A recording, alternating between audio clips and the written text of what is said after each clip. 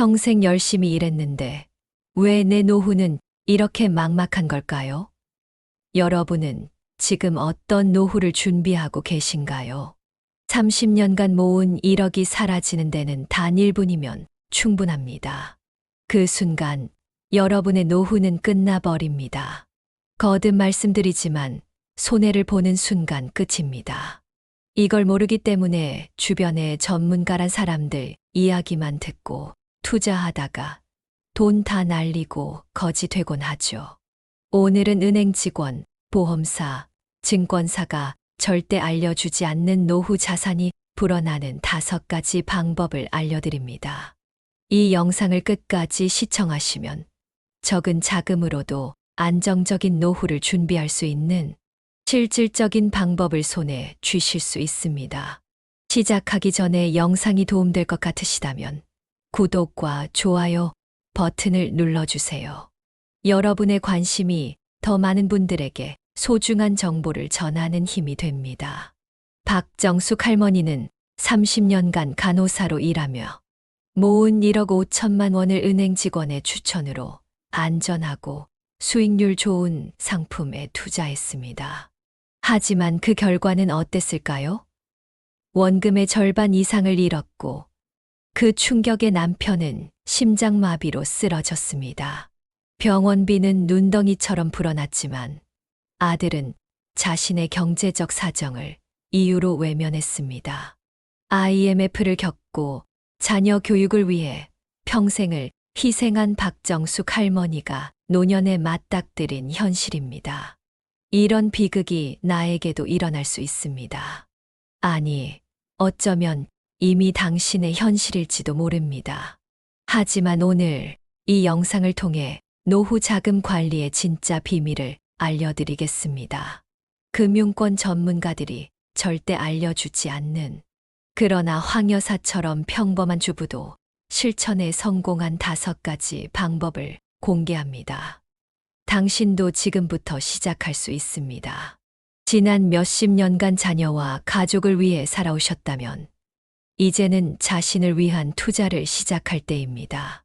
3천만 원, 아니 1,000만 원으로도 충분합니다. 중요한 건 지금 당장 시작하는 것입니다. 함께 황금빛 노후를 만들어 봅시다. 오늘 제가 말씀드릴 내용은 믿지 말아야 할 대상에 관한 이야기입니다. 은행 직원, 보험 설계사, 증권사 직원들. 이 분들이 나쁜 사람들이라는 게 아닙니다. 그저 그들이 처한 상황과 이해관계를 정확히 알아야 한다는 겁니다.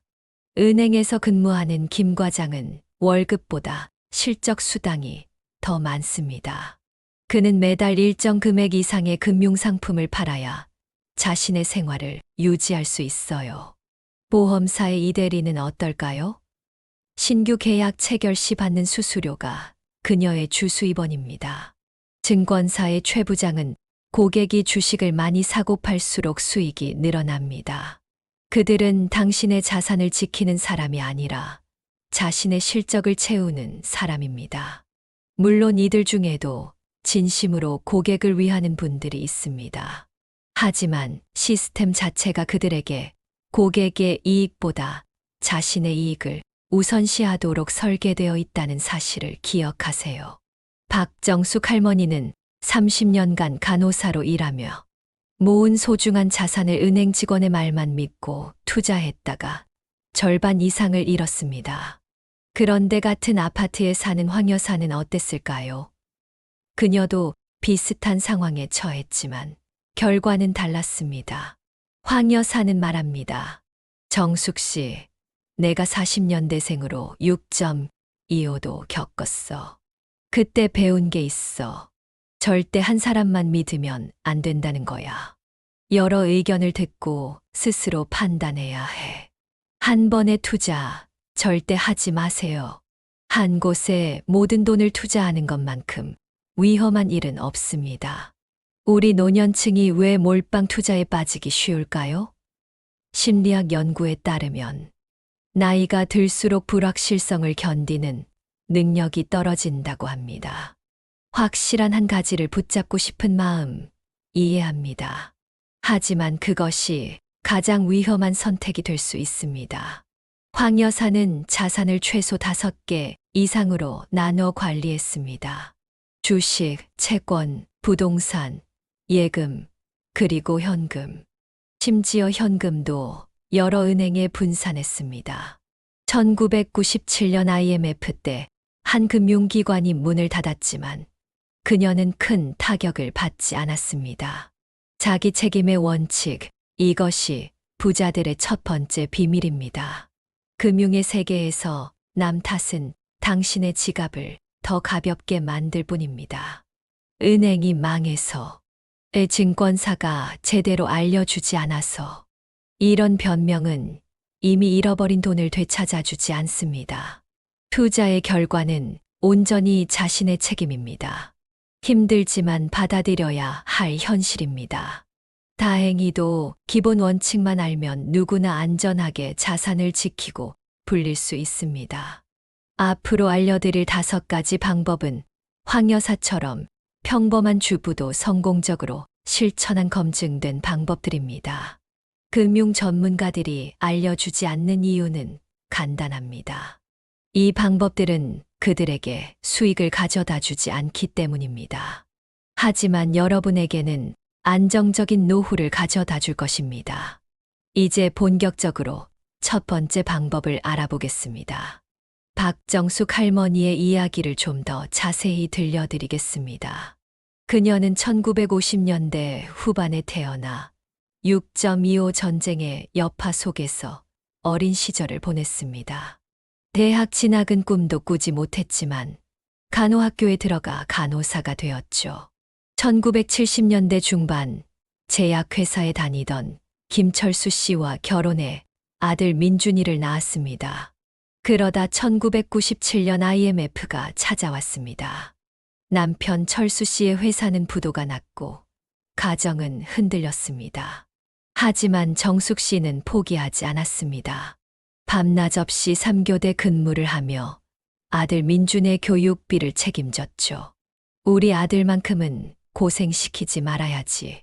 그 마음 하나로 30년을 버텼습니다. 그렇게 모은 1억 5천만 원. 이제 은퇴해 노후를 준비할 시간이었습니다. 그런데 현실은 녹록지 않았습니다.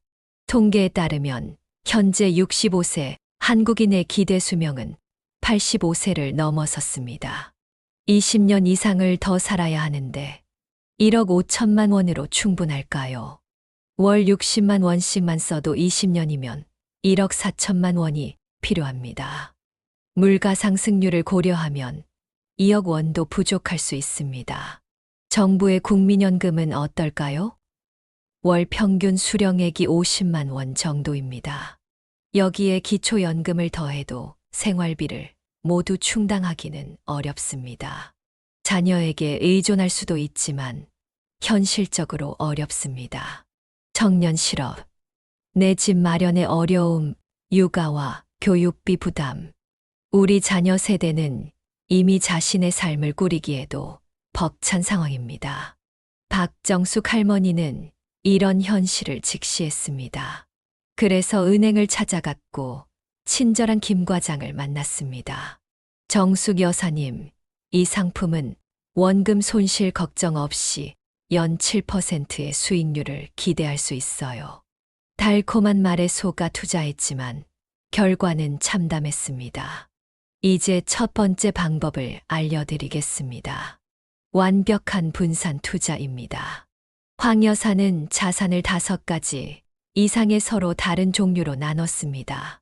주식, 채권, 예금, 달러 그리고 금. 이렇게 다양한 종류의 자산에 분산 투자를 하면 한 자산이 가치를 잃더라도 다른 자산이 그 손실을 상쇄할 수 있습니다. 역사적으로 보면 주식과 채권이 동시에 폭락한 적은 거의 없습니다. 달러와 원화가 함께 가치를 잃은 적도 없습니다. 금은 경제위기 때마다 오히려 가치가 올라갔죠. 이것이 분산 투자의 힘입니다. 황 여사는 구체적으로 어떻게 자산을 배분했을까요? 전체 자산의 20%는 국내 우량 주식에 20%는 회사채에, 20%는 달러와 엔화 같은 외화에, 20%는 금에, 그리고 나머지 20%는 언제든 쓸 수 있는 현금으로 보관했습니다. 여러분도 당장 시작할 수 있습니다. 소액으로도 가능합니다. 주식은 ETF 상장 지수 펀드로, 채권은 다음 챕터에서 알려드릴 방법으로, 외화는 스마트폰 앱을 통해, 금은 금융상품이나 실물금으로 구매할 수 있습니다. 이제 두 번째 방법으로 넘어가겠습니다. 하지만 그 전에 박정숙 할머니에게 무슨 일이 일어났는지 계속 들어보실까요? 박정숙 할머니의 상황은 점점 악화되었습니다. 투자 실패로 자산의 절반을 잃은 상황에서 남편 철수 씨는 갑작스러운 심장마비로 병원에 입원했습니다. 의사는 스텐트 시술이 필요하다고 했지만 고급 스텐트는 보험 적용이 되지 않아 1,000만 원 가량의 비용이 필요했습니다. 절박한 마음에 아들 민준에게 연락했지만 돌아온 대답은 차가웠습니다. 엄마, 저도 지금 아파트 대출이자가 오르고 아이들 학원비가 만만치 않아서 당장은 어렵네요. 죄송해요. 민준이 어렸을 때 정숙 씨는 아들의 교육을 위해 주말에도 추가 근무를 마다하지 않았습니다. 명문대에 보내기 위해 온갖 희생을 했지만 정작 자신이 어려울 때는 도움을 받을 수 없었습니다. 세대 간의 단절이 이렇게 가슴 아플 수 있을까요? 이런 절망적인 상황에서 황 여사는 두 번째 방법을 알려주었습니다. 자산의 절반은 무조건 안전자산으로 유지하기입니다. 안전자산이란 어떤 경제 위기에도 가치가 크게 하락하지 않는 자산을 말합니다. 대표적으로 국채와 금이 있습니다. 정수가 우리 세대가 기억하는 IMF, 리먼 브라더스 사태. 그때마다 살아남은 건 국가가 보증하는 채권과 5,000년 동안 가치를 잃지 않은 금이었어. 내 자산의 절반은 항상 이런 안전자산에 보관해. 황 여사는 한국전쟁과 IMF 외환위기를 모두 겪으며 깨달았습니다. 어떤 위기가 와도 국가가 보증하는 채권과 금은 가치를 지킨다는 사실을요. 노후 자금은 불어나는 것도 중요하지만 지키는 것이 더 중요합니다. 국채는 어떻게 구입할 수 있을까요? 은행에서 직접 구매하거나 국채 ETF를 통해 간접적으로 투자할 수 있습니다. 수익률은 현재 약 3에서 4% 정도로 예금보다 높습니다. 금은 금 ETF나 실물금으로 구매할 수 있습니다. 경제 위기 때마다 금 가격은 올라갔습니다. 1997년 IMF 때도, 2008년 금융위기 때도, 2020년 코로나 위기 때도 그랬습니다. 세 번째 방법은 달러 원화 스윙 투자입니다. 이 방법은 황 여사가 가장 좋아하는 투자법으로 생각보다 단순합니다. 달러 가격이 낮을 때 사고 높을 때 파는 것입니다. 정수가 달러 환율은 항상 오르락내리락해. 원화가 강할 때 달러를 사고 달러가 강할 때 원화로 바꾸면 돼. 나 같은 늙은이도 할 수 있는 방법이야. 황 여사는 이 방법으로 수년간 연 78%의 수익을 올렸다고 합니다. 심지어 손자 유학 비용도 이 방법으로 마련했다고 하네요. 환전 수수료가 부담될 수 있지만 인터넷 은행이나 특정 앱을 활용하면 환전 수수료를 90% 이상 절감할 수 있습니다. 달러 투자의 장점은 결국 돈 자체를 갖고 있다는 점입니다. 회사가 망하거나 금융기관이 파산해도 걱정이 없습니다. 달러는 전 세계에서 통용되는 화폐니까요. 하루에 0.1%의 수익만 10일 정도 만들어도 월 1%, 연 12%의 수익이 가능합니다. 박정숙 할머니는 이 방법들을 듣고 희망을 느꼈습니다. 하지만 현실적인 문제가 있었습니다. 남편의 수술비가 당장 필요했기 때문이죠. 황 여사는 네 번째 방법을 알려주기 전에 일단 박정숙 할머니의 급한 상황부터 해결하기로 했습니다. 황 여사는 박정숙 할머니를 위로하며 병원 카페로 자리를 옮겼습니다. 차 한 잔을 마시며 네 번째 방법을 알려주었습니다. 회사채 직접 투자입니다. 여기서 말하는 회사채는 채권형 펀드가 아니라 회사채 자체를 의미합니다. 정수가 은행에 돈을 맡기면 1% 이자를 주지만 그 은행이 발행한 채권을 사면 5%가 넘는 수익을 받을 수 있어. 이게 바로 금융권이 절대 알려주지 않는 비밀이야. 회사채란 기업이 사업 자금을 조달하기 위해 발행하는 채권입니다. 쉽게 말해 기업에게 돈을 빌려주고 이자를 받는 개념이죠. 국내 대기업이나 은행이 발행한 A등급 이상 회사채는 상당히 안전하면서도 연 56%의 수익률을 제공합니다. 대한항공이라는 회사, 여러분이 보기엔 어떤가요? 망할 것 같은 회사인가요? 아마 그렇지 않을 겁니다. 하지만 이 회사의 신용등급은 A입니다. 현대카드는 어떨까요? A등급이죠. 이런 회사들의 채권을 구입하면 은행 예금보다 훨씬 높은 수익을 얻을 수 있습니다. 회사채 투자의 가장 큰 장점은 주식보다 단순하다는 점입니다. 주식은 회사의 수익성, 성장성, 업계 동향 등 고려할 점이 많지만 회사채는 그 회사가 망하지 않을지만 판단하면 됩니다.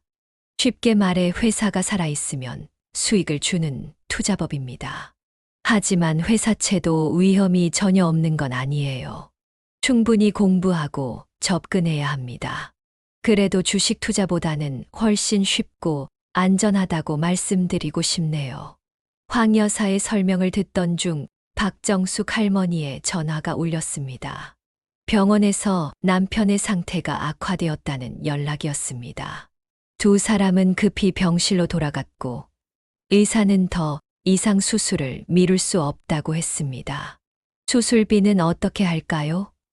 보험이 적용되지 않는 고급 스텐트가 필요하다고 하셨는데 황 여사는 잠시 생각하더니 자신의 비상금 통장에서 1,000만 원을 빌려주겠다고 했습니다. 박정숙 할머니는 처음에 거절했지만 황 여사는 단호했습니다. 정수가 돈은 필요할 때 써야 하는 거야. 내가 지금까지 투자로 번 돈 중 일부일 뿐이야. 내가 건강해지면 천천히 갚아도 돼. 아니면 내가 가르쳐준 방법으로 투자해서 갚아도 좋고. 그 순간 병실 문이 열리고 오랫동안 연락이 없던 아들 민준이 들어왔습니다. 어머니와 아버지가 병원에 있다는 소식을 친척을 통해 듣고 급히 찾아온 것이었습니다. 엄마, 아버지 어떠세요? 제가 왜 이제서야 알게 됐죠? 연락을 하셨어야지. 민주는 어색하게 인사를 나누고 의사와 상담한 뒤 수술비를 자신이 부담하겠다고 했습니다. 그는 최근 회사에서 승진했고 여유 자금이 생겼다고 설명했습니다.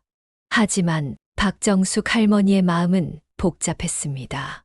위급한 상황에서 아들이 나타나 도움을 준 것은 고마웠지만 그동안의 서운함이 쉽게 가시지 않았습니다. 민준아, 고맙다. 하지만 엄마는 이제 스스로 설 거야. 황 여사가 나에게 노후 자산 관리의 비밀을 알려주고 있어. 엄마도 경제적으로 독립해서 너에게 부담 주지 않을 거야. 민주는 어머니의 단호한 모습에 놀랐습니다. 그리고 황 여사의 조언이 무엇인지 궁금해졌습니다. 수술 준비를 하는 동안 황 여사는 민준에게도 자신이 알려준 방법들을 간략히 설명해 주었습니다. 다행히 철수 씨의 수술은 성공적으로 끝났습니다. 회복실에서 남편을 지켜보는 동안 박정숙 할머니와 황 여사, 그리고 아들 민주는 병원 근처 카페에 모였습니다. 황 여사는 이 자리에서 5번째 방법을 공개했습니다. 인플레이션에 강한 배당주 투자입니다. 정수가 노후에는 자산의 가치보다 꾸준한 소득이 중요해. 물가가 오르면 함께 오르는 수입원이 필요하지. 그게 바로 배당주야. 배당주란 회사의 이익을 주주에게 현금으로 나눠주는 주식을 말합니다. 특히 전기, 가스, 통신과 같은 필수 공공재 기업들은 경기가 나빠도 매출이 크게 줄지 않고 물가가 오르면 요금도 함께 올리기 때문에 인플레이션 시기에도 안정적인 배당금을 지급합니다. 우리나라 대표 기업 중에서 30년 넘게 한 번도 배당을 거른 적이 없는 회사들이 있어. 이런 기업의 주식을 56개만 골라서 사두면 매 분기마다 통장에 배당금이 입금돼. 마치 월급을 받는 것처럼 말이야. 황 여사는 자신이 투자한 배당주 포트폴리오로 평균 연 45%의 배당 수익률을 얻고 있다고 했습니다. 게다가 주가가 상승하면 추가 수익도 가능하죠. 물론 주가가 하락할 위험도 있지만 배당주는 일반 주식보다 가격 변동성이 적은 편입니다. 엄마, 저도 사실 최근에 주식 투자를 시작했어요. 하지만 성장주만 골라서 투자했더니 요즘 많이 하락했어요. 황 여사님 말씀처럼 안정적인 배당주를 선택하는 게 현명했을 것 같아요. 민준의 말에 황 여사는 미소를 지었습니다. 그리고 자신의 과거 이야기를 털어놓았습니다. 그녀 역시 한때 자녀들에게 외면당했지만 스스로 자산 관리를 통해 경제적 독립을 이루었고 그 후 자녀들과의 관계도 회복했다는 이야기였습니다. 돈이 있어야 당당할 수 있어. 자녀들에게 손 벌리지 않고 오히려 도움을 줄 수 있을 때 진정한 가족의 의미를 찾을 수 있었지. 내가 어려울 때는 아이들도 나를 부담스러워했지만 내가 경제적으로 독립하고 나니 오히려 더 자주 찾아오더라고. 민주는 황 여사의 이야기에 깊은 인상을 받았습니다. 그동안 자신의 경제적 문제를 핑계로 부모님을 제대로 돌보지 못했던 것에 부끄러움을 느꼈습니다. 엄마, 제가 너무 이기적이었어요. 앞으로는 제가 더 신경 쓰겠습니다. 그리고 엄마가 경제적으로 독립하시는 것도 돕고 싶어요.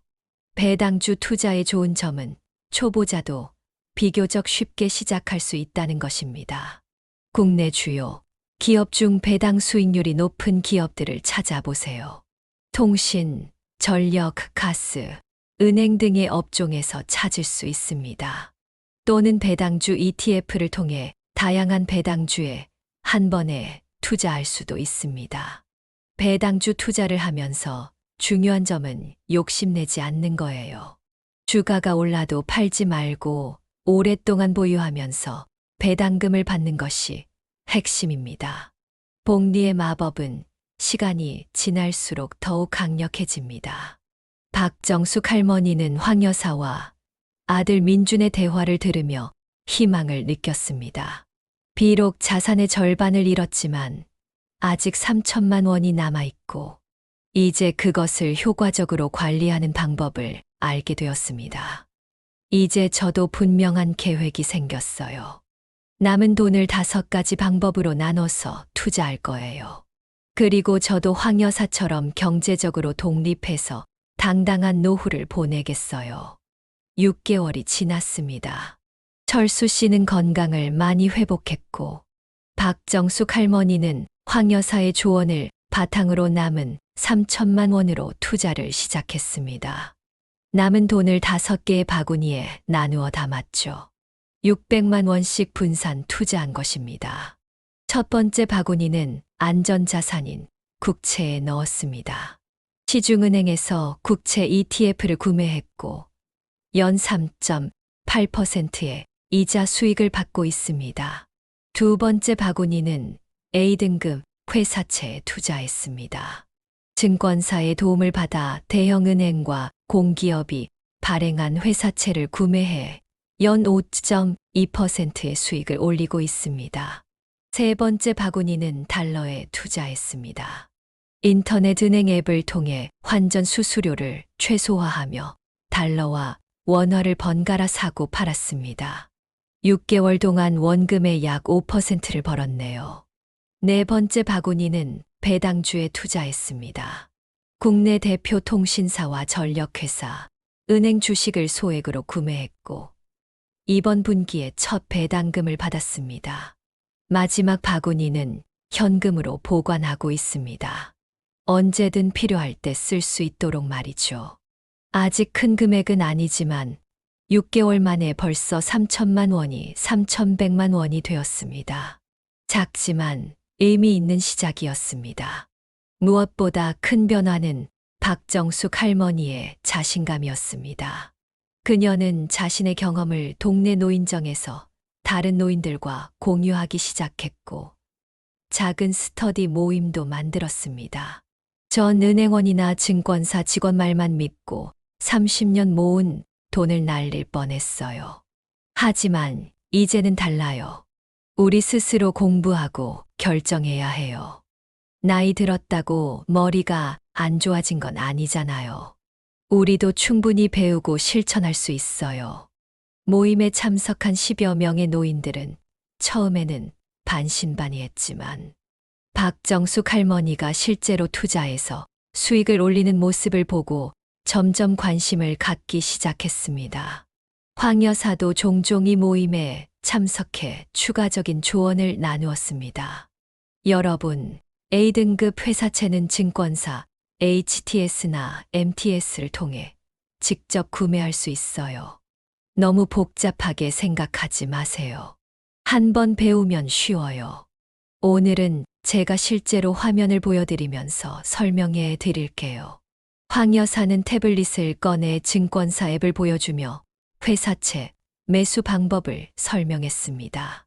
처음에는 어려워하던 노인들도 반복해서 보고 연습하자 점점 익숙해졌습니다.